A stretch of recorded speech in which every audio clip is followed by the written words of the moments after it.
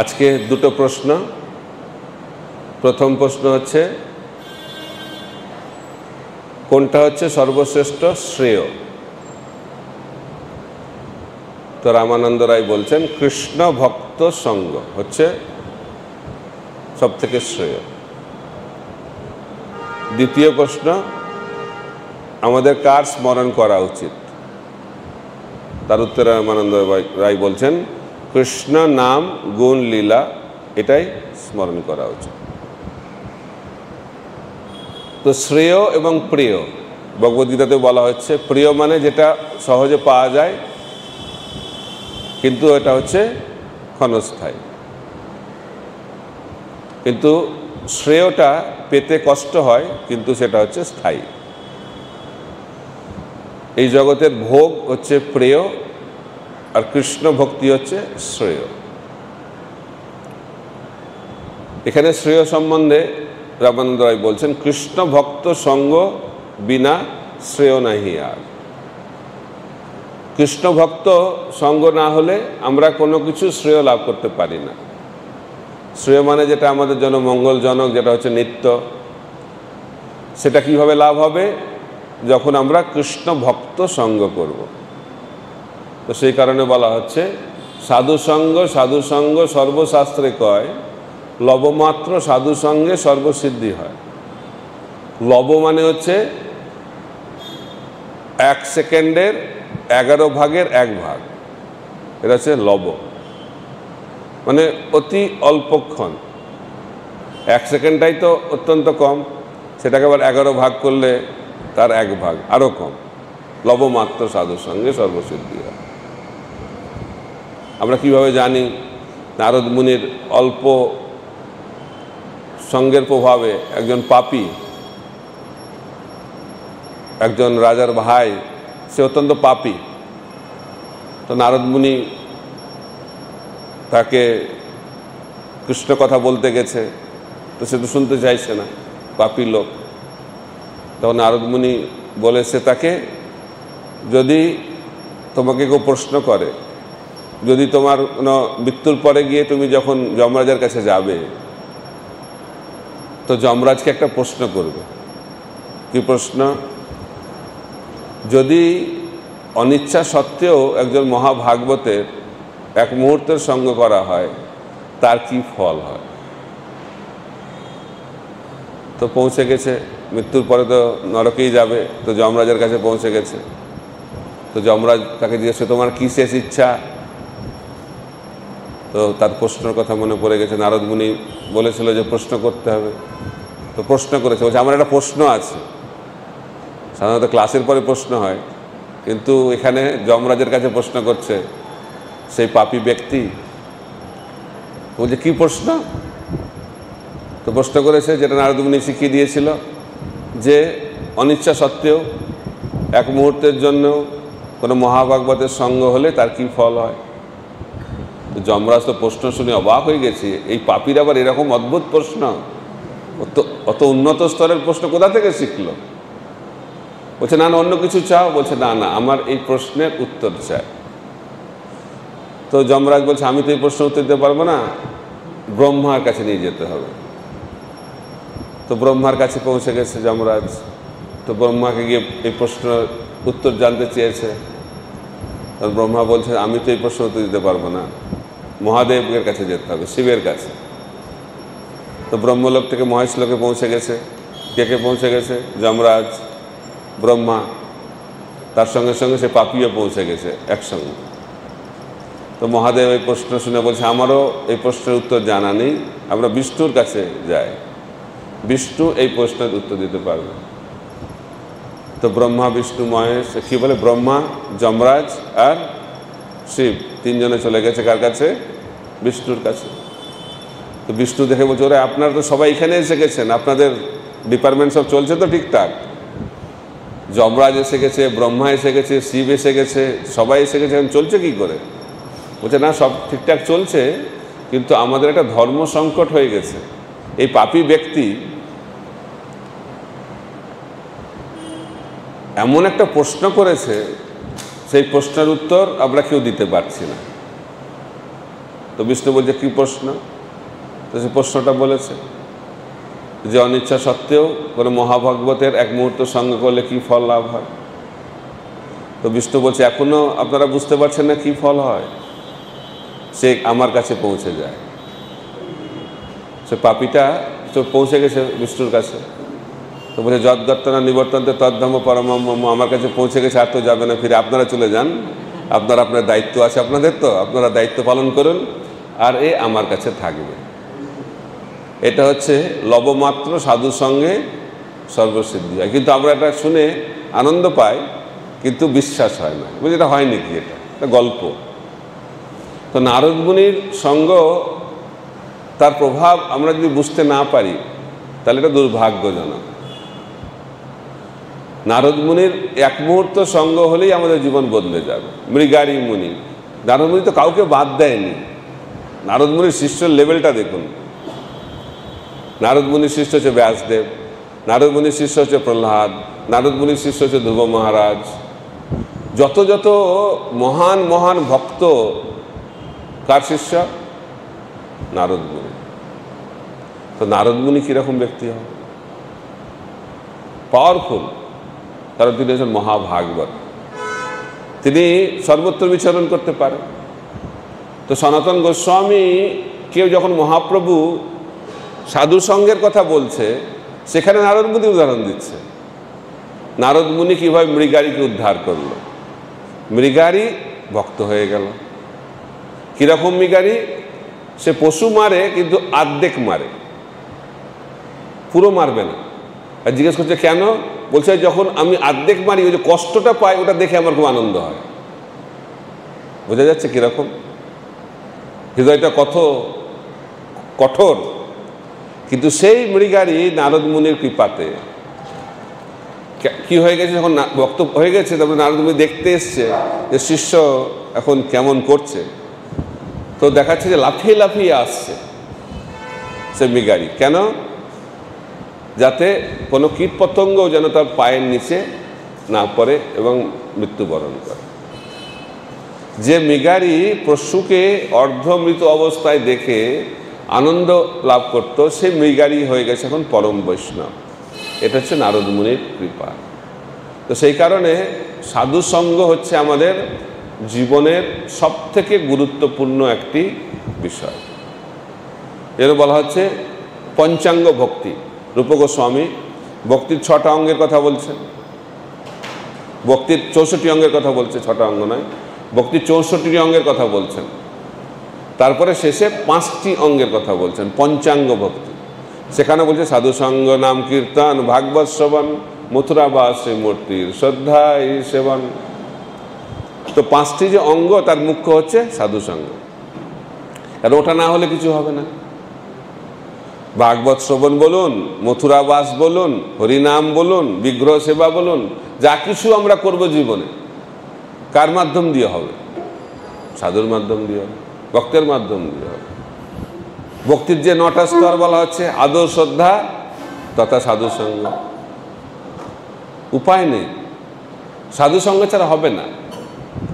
আদর, শ্রদ্ধা তথা সাধুসঙ্গ ভজন ক্রিয়া। আমরা যে ভজন করব, তো সাধুসঙ্গ না হলে তো ভজন করতে পারবো না। আমরা যে ভক্ত হব, ভক্তের কৃপা ছাড়া ভক্ত হতে পারবো না। ভক্তি জীবনে সাধনা ভক্তি শুরু করব, সেটাও ভক্ত সঙ্গ। তো সেই কারণে ভক্ত সঙ্গটা অত্যন্ত গুরুত্বপূর্ণ। আর ভক্ত সঙ্গে টিকে থাকাটা হচ্ছে সব থেকে বড় তপস্যা। কলিযুগে তপস্যা সেরকম গুরুত্ব দেওয়া হয়নি, কারণ কলিযুগে আমরা সেরকম তপস্যা করতে পারবো না। ধ্রুব মহারাজের তপস্যা, সেই তপস্যা শুনলে অবাক হয়ে যেতে হয়। সেটা তো সত্য যুগে হয়েছে। কলিযুগে মহাপ্রভুর পার্ষদ তপস্যার কথা বললে কার কথা মনে পড়ে? রঘুনাথ দাস গোস্বামী। রঘুনাথ দাস গোস্বামী কেমন তপস্যা করেন?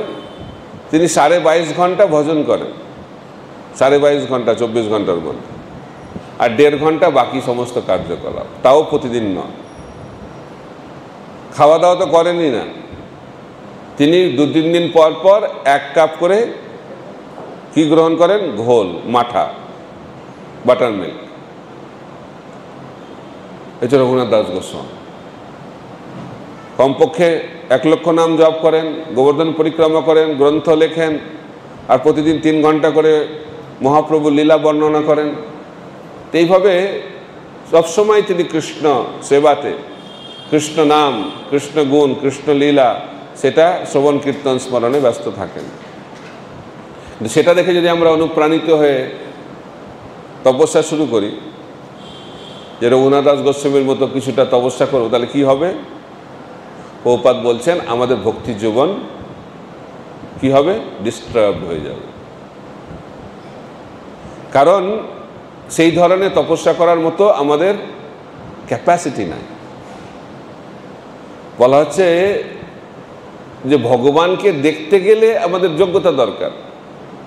ভগবানের রূপ দর্শন করলে সেটা আমি ধরে রাখতে পারবো না। এখন একটু দর্শন হলেই অচেতন হয়ে পড়ে যাচ্ছে ভক্তরা। তো তাকে ধরে রাখার মতো শক্তি আমাদের নেই। তো হনুমানের এত শক্তি, কত শক্তি বর্ণনা করা যাবে না, এত শক্তি। আর বালির একটা বর ছিল, যে বালির সামনে আসবে তার অর্ধেক শক্তি সে পেয়ে যাবে। তো হনুমান এসেছে বালির সামনে, ঠিক আছে? তো হনুমানের শক্তি যে বালির শরীরে পৌঁছাচ্ছে, তারপরে ওটাকে ধরে রাখতে পারছে না। মানে কি বলে, ওভার চার্জ হয়ে গেছে, আর সেটাকে ডিসকানেক্ট করতে হয়েছে, তাহলে বার্স্ট করে যাবে। তো বালির কিরকম শক্তি? রাবণ এসেছে বালির সঙ্গে কিছু করার জন্য, তো তখন গায়ত্রী করছিল বালি। তো বালি কি করেছে, বাঁ হাত দিয়ে রাবণকে বগলে চাপা দিয়েছে। তারপরে ভারতবর্ষের চারদিকে গায়ত্রী করে আবার ফিরে এসেছে। তারপর ছেড়ে এসে বলছে কি কথা আছে, ভয় পেয়ে গেছে বাবা। রাবণ এ কি রে বাবা, এত শক্তি? বলছে না, আপনার সঙ্গে বন্ধুত্ব করতে এসেছিলাম। এটা হচ্ছে বালির শক্তি। আর সেই বালির তুলনায় হনুমানের কি শক্তি! কিন্তু এদের শক্তির থেকে মহাভাগবত নারদ মুনির শক্তি দেখুন। নারদ মুনি তার এক মুহূর্ত সঙ্গের প্রভাবে যে অধঃপতিত ব্যক্তিদেরকে, তাদেরকে ভক্ত বানিয়ে দিয়েছে। সেই কারণে ভক্ত সঙ্গ। তাই ছিল প্রভুপাদ বলছেন, আমি এই আন্তর্জাতিক কৃষ্ণ ভাবনামৃত সঙ্গ তৈরি করেছি, তার একমাত্র না, মুখ্য কারণ, যাতে করে পৃথিবীর প্রতিটি প্রান্তের মানুষ সাধু সঙ্গ করার সৌভাগ্য লাভ করতে পারে। ছিল প্রভুপাদের এটাই ছিল উদ্দেশ্য। কারণ সাধু সঙ্গ না হলে আমরা মনুষ্য জীবনকে সার্থক করতে পারবো না। বলে যে সব থেকে দুর্ভাগাকে, মনুষ্য জীবন লাভ করে যে মানুষ এখনো সাধু সঙ্গ লাভ করতে পারেনি, সে হচ্ছে সব থেকে দুর্ভাগা। মনুষ্য জীবন দুর্লভ, কিন্তু সেই দুর্লভ মনুষ্য জীবন লাভ করার পরে তার যদি সাধু সঙ্গ না হয়, তাহলে জীবনটা ব্যর্থ হয়ে গেল, চরম দুর্ভাগ্য। কিন্তু পরম সৌভাগ্য কি? যখন আমরা মনুষ্য শরীর লাভ করে আমরা সাধু সঙ্গ করার সৌভাগ্য লাভ করব, এটা হচ্ছে চরম সৌভাগ্য। তাই ছিল প্রভুপাদকে ওনার শিষ্যরা বলছেন যে আমরা কি সুকৃতি করেছি যে আপনার সঙ্গ লাভ করার সৌভাগ্য লাভ করছি। শিল প্রভুপাদ বলছে, তোমরা কোনো সুকৃতি করনি, সমস্ত সুকৃতি আমি তোমাদেরকে প্রদান করছি। তোমাদের জীবনের সৌভাগ্যের জন্ম আমি দিয়েছি। এটা হচ্ছে মহাভাগবতদের শক্তি। তাই ছিল প্রভুপাদ, ছিল ভক্তি সিদ্ধান্ত সরস্বতী ঠাকুর প্রভুপাদ, ভক্তি বিনোদ ঠাকুর, পূর্বতন আচার্যরা, স্বরগোস্বামীরা, এনাদের সঙ্গ যারাই পেয়েছে তাদের জীবন পরিবর্তিত হয়ে গেছে। আমাকে একজন প্রভুপাদের শিষ্য বলছিলেন, প্রভুপাদকে প্রথম দিন দর্শন করেই আমি সিদ্ধান্ত নিয়ে নিলাম ইনি হচ্ছেন আমার গুরু। কোনো কথাটা তো হয় দেখে, আমাকে এনার জন্যই জীবন দিতে হবে।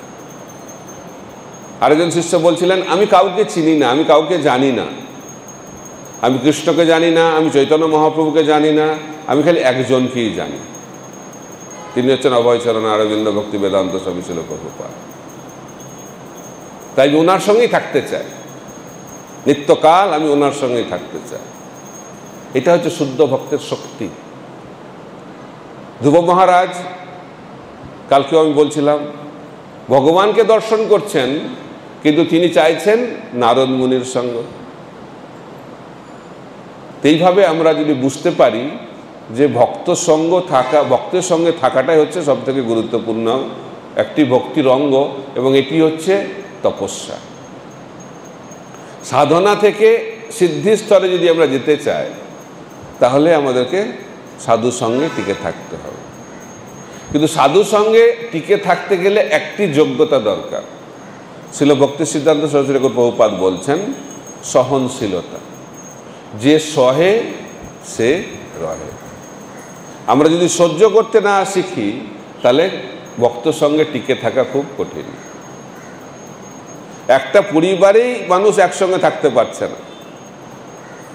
আর যখন আমরা মন্দিরে আসি, কোনো বড় ভক্ত সঙ্গে আসি, কত ধরনের মানুষ বিভিন্ন ধরনের ব্যাকগ্রাউন্ড থেকে আসছেন, তাদের সঙ্গে থাকা অত্যন্ত কঠিন হয়ে পড়ে যদি আমাদের মধ্যে বিনম্রতা আর সহিষ্ণুতা না থাকে। তাই সহনশীলতা হচ্ছে একসঙ্গে থাকার চাবিকাঠি। অনেকে জিজ্ঞেস করে, আমি ভক্ত সঙ্গে কি করে টিকে থাকব? একটা জিনিস হ্যাঁ, একটা জিনিস না। হ্যাঁটা কি? সহ্য করতে হবে, আর না, অপরাধ করা যাবে না। বৈষ্ণব অপরাধ করলে সাধু সঙ্গ আস্তে আস্তে আমরা ছেড়ে দেব। ছিল জীব গোস্বামী নাম সংখ্যা বলছে, এতটা অপরাধ করলে কি হয়, আর অন্তিমে একটা সংখ্যা বলছেন, ভুলে গেছে সংখ্যাটা, সেই সংখ্যায় যদি বৈষ্ণব অপরাধ হয়, তাহলে সে ভক্তি জীবন ছেড়ে দেবে। এটা হচ্ছে ভক্ত সঙ্গের ফল, নেগেটিভ ফল। তাই যদি আমরা ভক্ত সেবা করি, সাধু সেবা, তাহলে আমরা পজিটিভ ফল পাবো, আর বৈষ্ণব অপরাধ করলে নেগেটিভ ফল পাবো। মহাপ্রভুর একজন পার্ষদ জগন্নাথপুরীতে জিজ্ঞেস করছেন যে গৃহস্থ আমরা, তো গৃহস্থ আশ্রমে থেকে আমরা ভগবানকে কি করে লাভ করব? তার মহাপ্রভু বলেছেন নাম সেবা আর বৈষ্ণব সেবা, এই দুটো করতে হবে। তখন মহাপ্রভু সেই পার্ষদ ভক্ত জিজ্ঞেস করছেন, নাম সেবা তো বুঝলাম, হরে কৃষ্ণ মহামন্ত্র নাম জপ করতে হবে, কীর্তন করতে হবে, কিন্তু বৈষ্ণব সেবা যে করব, কি করে বুঝবো কে বৈষ্ণব? তো মহাপ্রভু বলছে খুব সহজ, যিনি হরিনাম করেন তিনি বৈষ্ণব। হরি বল।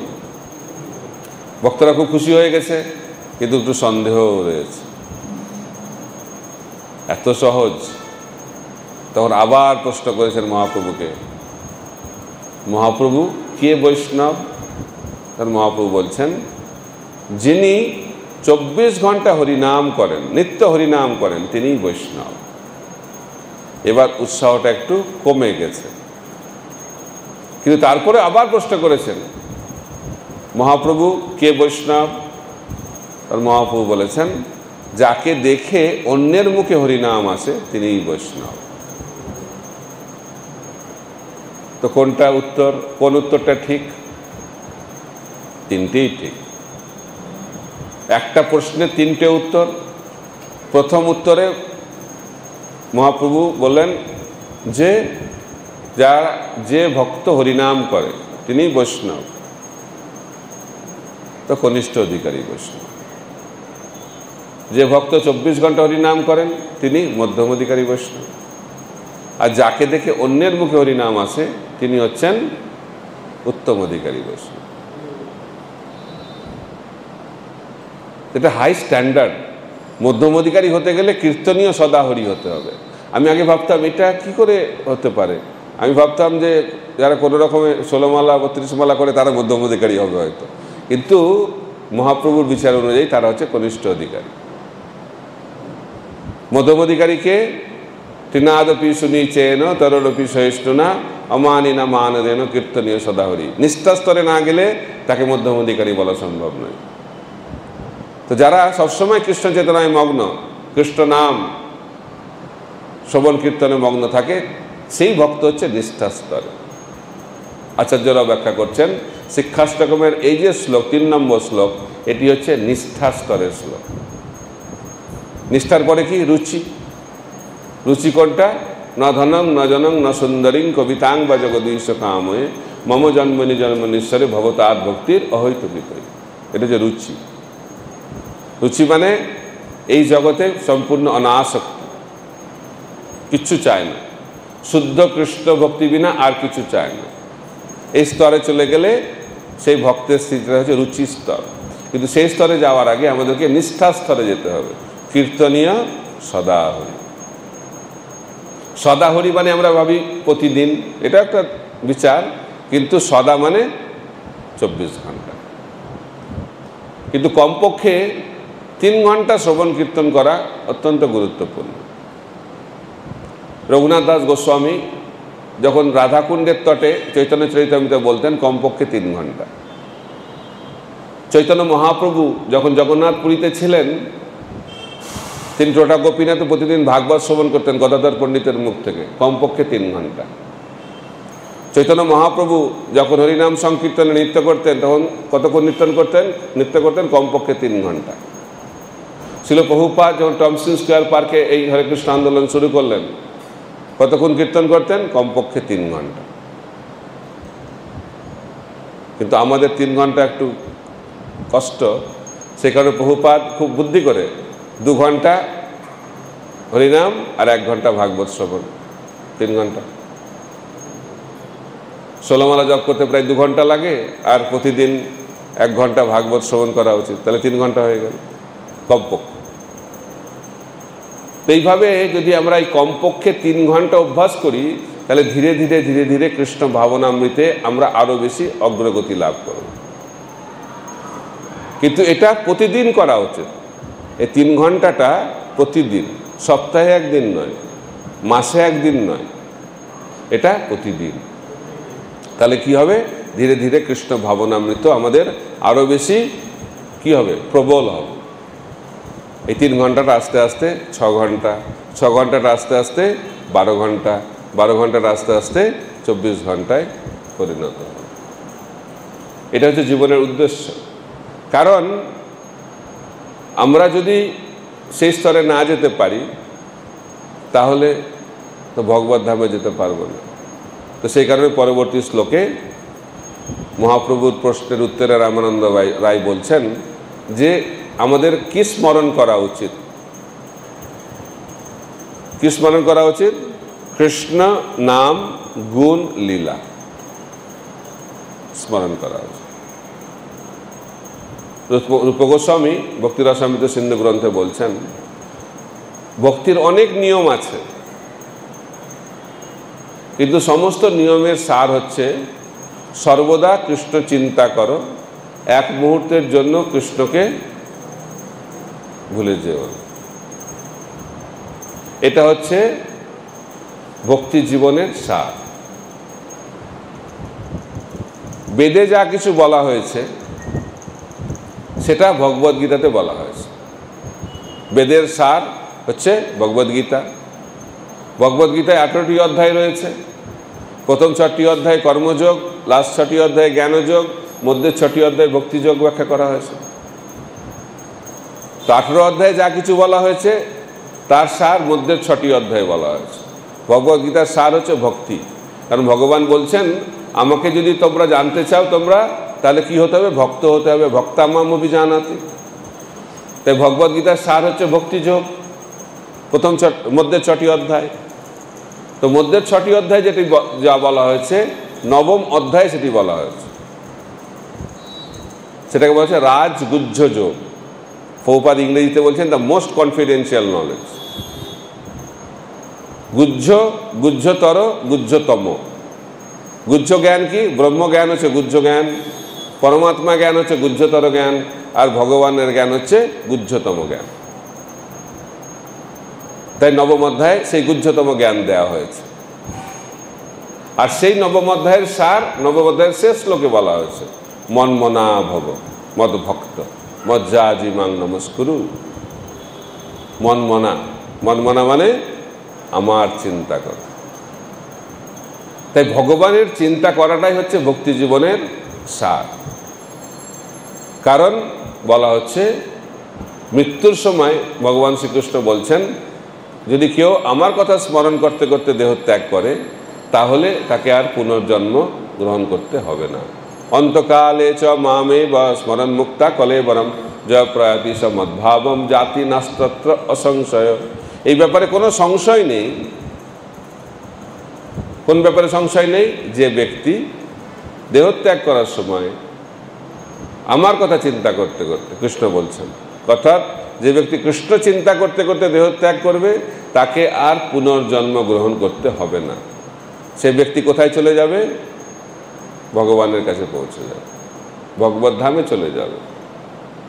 কিন্তু ভগবানের কথা চিন্তা করতে করতে দেহত্যাগ, এটা তো অটোমেটিক হবে না, তার জন্য অভ্যাস করতে হবে। এটা বলে শ্রবণম কীর্তনম বিষ্ণু স্মরণম। কৃষ্ণ স্মরণ করতে গেলে ভগবানের সম্বন্ধে শুনতে হবে। যত শুনবো, বলা যায় প্রথম দিকে আমাদেরকে বেশি শ্রবণ করতে হবে, খুব শ্রবণ করতে হবে। তারপরে যে ভক্তি জীবনে অনেক অগ্রগতি করবে, তারপরে সে কীর্তন করবে বেশি, এবং শ্রবণ কীর্তনে যখন সে পরিপক্ক হয়ে যাবে তখন স্বাভাবিকভাবেই তার সবসময় কৃষ্ণ স্মরণ হবে। তাই স্মরণটা কৃত্রিমভাবে হবে না। অনেকে বলে যে জপ করার সময় কার ধ্যান করা উচিত? প্রভুপাদ বলছে কারো ধ্যান করা উচিত নয়, কারণ ধ্যান করলেই ঘুমিয়ে পড়বে। তো জপের সময় কি করতে হবে? নামটাকে শুনতে হবে। এটা বলে মন্ত্র ধ্যান। হরে কৃষ্ণ কৃষ্ণ কৃষ্ণ হরে হরে, হরে রাম রাম রাম হরে হরে। এই নামটাকে ভালো করে উচ্চারণ করতে, পরিষ্কারভাবে উচ্চারণ, আর সেটা পরিষ্কারভাবে শ্রবণ। প্রভুপাদ বলতেন ইংরেজিতে, সিট প্রপারলি, হিয়ার অ্যাটেন্টিভলি। অনেক জায়গাতে আছে। ভালোভাবে যদি আমরা বসি তাহলে একাগ্রভাবে আমরা শ্রবণ করতে পারবো। যদি রিল্যাক্সভাবে থাকি শ্রবণ হবে না। আর অনেকে রিল্যাক্স হতে হতে এমন রিল্যাক্স হয়ে যায় তাকে আর খুঁজে পাওয়া যায় না, ঘুমিয়ে পড়ে। কেন? কারণ তমগুণের প্রভাবে আমরা ভালো শ্রবণ করতে পারি। অনেকে বলে যে শ্রবণের একটা কিছু টিপস দিন যাতে আমি একাগ্র চিত্তে শ্রবণ করতে পারবো। এগুলো টিপস দিয়ে হবে না। দেখা যেতে পারে হ্যাঁ বসে শুনতে হবে, একাগ্র চিত্তে শুনতে হবে, এই টিপস, কিন্তু এই টিপস কাজ করবে না। কারণ যারা তমগুণে রয়েছে যতই টিপস দেওয়া হোক, ক্লাসের সময় তাদের একটি কার্য থাকবে, সেটি হচ্ছে চোখটা বন্ধ করে সমাধিতে চলে যাওয়া, তমগুণ। আর যারা রজগুণে রয়েছে, যারা তমগুণে রয়েছে তার চোখ বন্ধ, কান বন্ধ, হৃদয় বন্ধ, সব বন্ধ থাকবে। কিন্তু যারা রজগুণে রয়েছে তাদের চোখ তো খোলা থাকবে, চোখ বন্ধ করতে পারবে। রজগুণের লোকেরা বেশি ঘুমাতে পারবে না, চোখ খোলা বড় বড় করে তাকিয়ে থাকবে, বুঝে খুব শুনছে মনে হচ্ছে, কিন্তু চোখটা খোলা থাকলেও কানটা বন্ধ আছে। কানটা কেন বন্ধ আছে? কারণ মনটা ঘুরছে সারা পৃথিবী, ব্রহ্মাণ্ড ভ্রমিতে, ব্রহ্মাণ্ড ভেদ করেও চলে যাবে মনে হচ্ছে, বৈকুণ্ঠেও চলে যেতে পারে। কারণ মনটা হচ্ছে চঞ্চল, চঞ্চলাহি মনোকৃষ্ণ। যারা রজগুণে থাকবে তাদের মনটা খুব চঞ্চল, এখানে বসে আছি কিন্তু মন এখানে নেই। তা আমরা ভক্তি জীবনে কেন অগ্রগতি করতে পারছি না? ভক্তির যে অঙ্গটা করছি সেই সময় মনটা সেখানে থাকছে না। যখন মঙ্গল আরতি করছি তখন ভাবছি আমি আজকে ভালো করে জপ করব।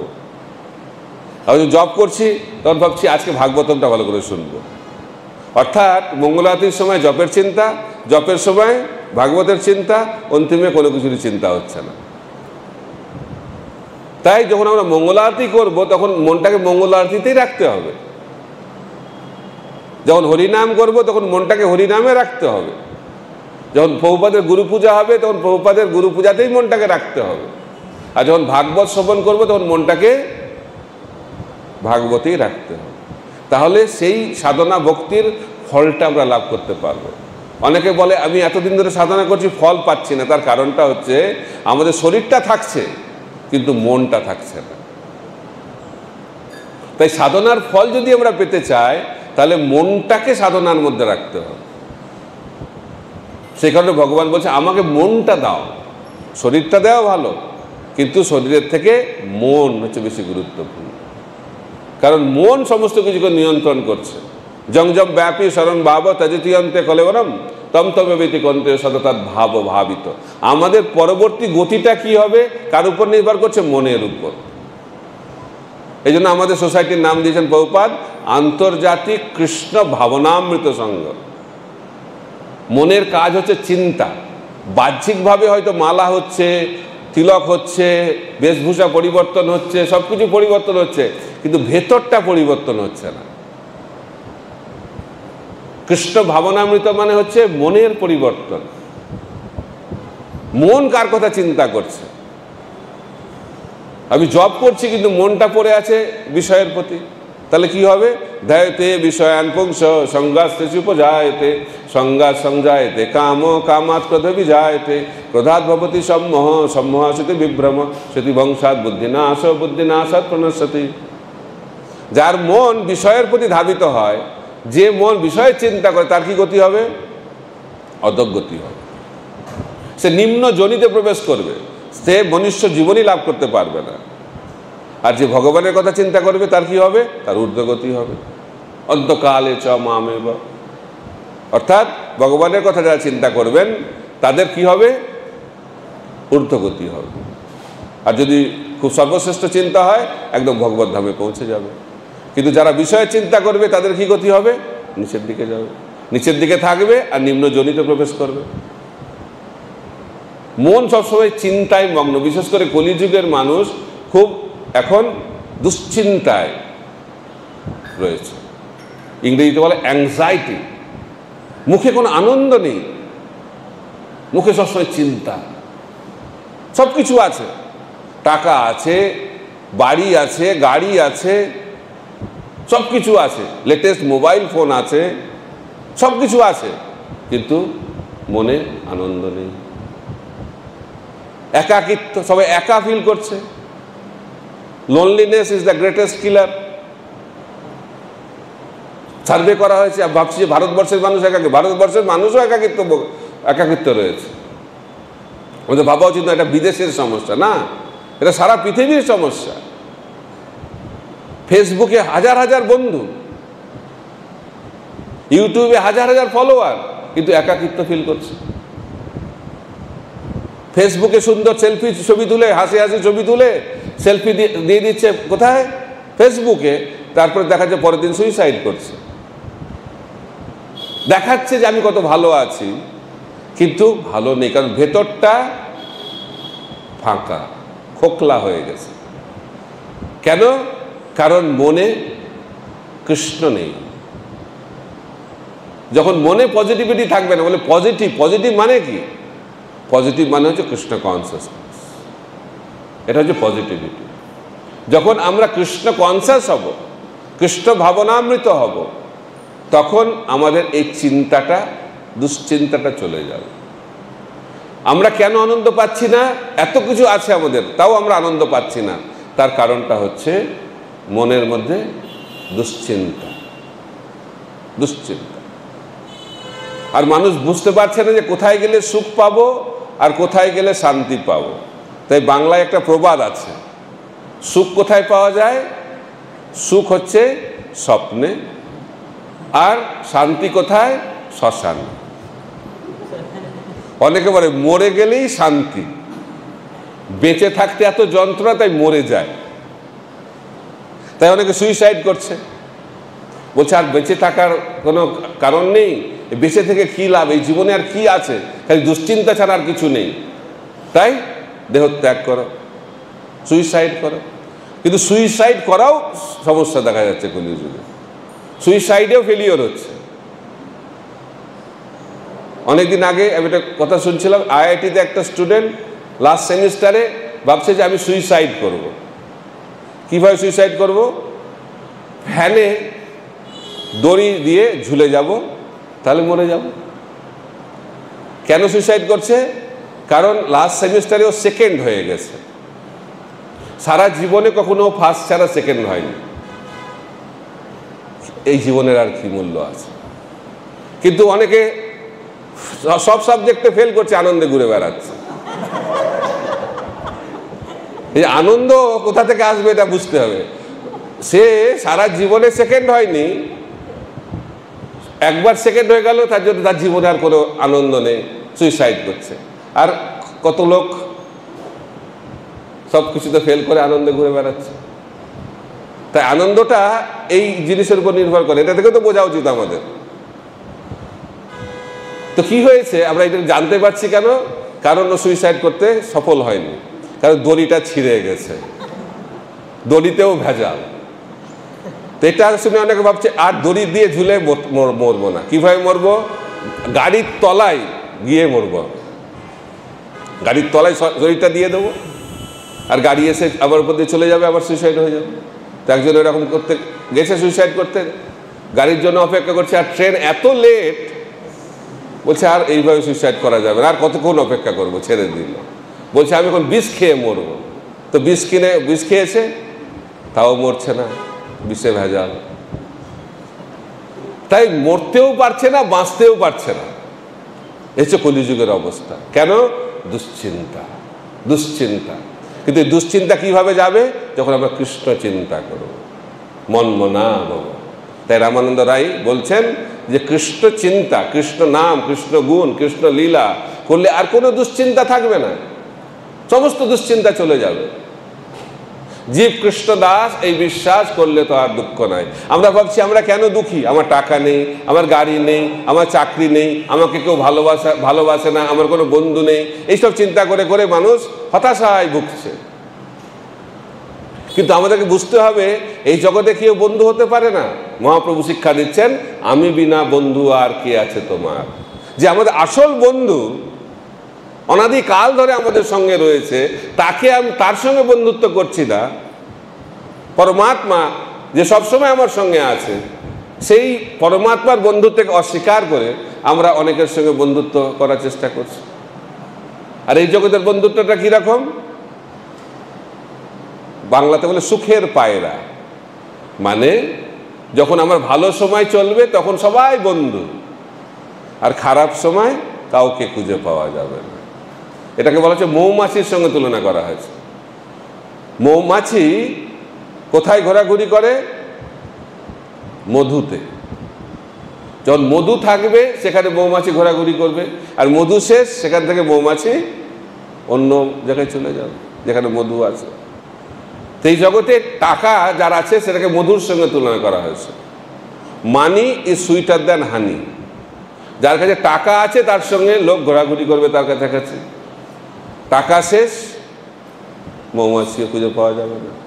তো এই জগতের বন্ধুত্বটাও সেরকম, এই জগতের ভালোবাসাটাও সেরকম। তাই আমরা যদি একাকিত্ব থেকে মুক্ত হতে চাই, তাহলে ভগবানের সঙ্গে সম্বন্ধ স্থাপন করতে হবে, তাহলে একাকিত্ব আসবে না। প্রভুপাদ বলছেন একাকিত্বের কারণ হচ্ছে কৃষ্ণ ভাবনামৃতের অভাব। Loneliness is the result of lack of Krishna consciousness. যে কৃষ্ণ ভাবনাময় সে কখনো একা ভাববে না, আর যে কৃষ্ণ ভাবনাময় তার কোনো দুশ্চিন্তা বা ভয় থাকবে না। পাণ্ডবেরা, একটা উদাহরণ দিয়ে শেষ করব, পাণ্ডবেরা যুদ্ধ করছে, দিনের বেলা যুদ্ধ করে, রাত্রেবেলায় আনন্দ করে। দিনের বেলায় যুদ্ধ, রাত্রেবেলায় পার্টি। ভীষ্ম পিতামহ ব্রত গ্রহণ করেছে আগামীকাল পাণ্ডবদেরকে হত্যা করবে। এই প্রতিজ্ঞা শুনে তো কৃষ্ণের চিন্তা, দুশ্চিন্তা শুরু হয়েছে, কি হবে কি হবে। তো পাণ্ডবদের শিবিরে গেছে, বলছে আজকের খবর কি শুনেছ? আজকের ব্রেকিং নিউজ। বলছে কি খবর? বলছে আপনি বলুন আপনার কি খবর। বলছে ভীষ্ম পিতামহ প্রতিজ্ঞা করেছে আগামীকাল তোমাদেরকে শেষ করে দেবে। তখন পাণ্ডবরা বলছে অসংখ্য ধন্যবাদ। ধন্যবাদ বলছে কেন? কারণ এই কদিন আমাদের সবসময় চিন্তা থাকতো। কি চিন্তা? যে যুদ্ধে যাচ্ছি, ফিরবো কি ফিরবো না, এটা দুশ্চিন্তা। কিন্তু আগামীকাল আমাদের সেই চিন্তার নেই। তো এই দুশ্চিন্তাকে দূর করার জন্য অসংখ্য ধন্যবাদ। আর আমাদের যে মৃত্যু হবে সেটা ভীষ্ম পিতামহের হাতে মৃত্যু হবে, এর থেকে আর মহিমান্বিত মৃত্যু কি হতে পারে? আপনাকে অসংখ্য ধন্যবাদ, আগামীকাল আপনার সঙ্গে দেখা হবে, কোনো চিন্তা নেই। কারণ ভক্তের, প্রভুপাদ বলছেন, বেঁচে থাকা আর মরে যাওয়া কোনো পার্থক্য নেই। কারণ তার একটাই কাজ, ভগবানের সেবা, একটাই কাজ। যদি বেঁচে থাকি এই শরীরে, ভগবানের সেবা, আর যদি শরীর ছাড়তে হয়, ভগবানের কাছে গিয়ে অন্য শরীরে ভগবানের সেবা। রাখবি মারবি যে ইচ্ছা তো হারা, এটা যে শরণাগত ভক্তের লক্ষণ। কিন্তু এই জগতের মানুষের অনেক কিছু চাওয়া পাওয়া আছে। মরে গেলে কি হবে? মরে গেলে কি হবে? আবার জন্মাতে হবে, তাও চিন্তা। যে জন্মেছে তার কি হবে? মৃত্যু হবে। আর যে মরেছে তার কি হবে? আবার জন্ম হবে, তাও চিন্তা। গীতা পড়ার পরেও চিন্তা। জাতস্যহি ধ্রুব মৃত্যু ধ্রুবং জন্ম মৃতস্য চ। এই জগতের মানুষ সবসময় চিন্তা করছে কি হবে, কি হবে, কি হবে। ভগবান তো বলে দিয়েছে কি হবে।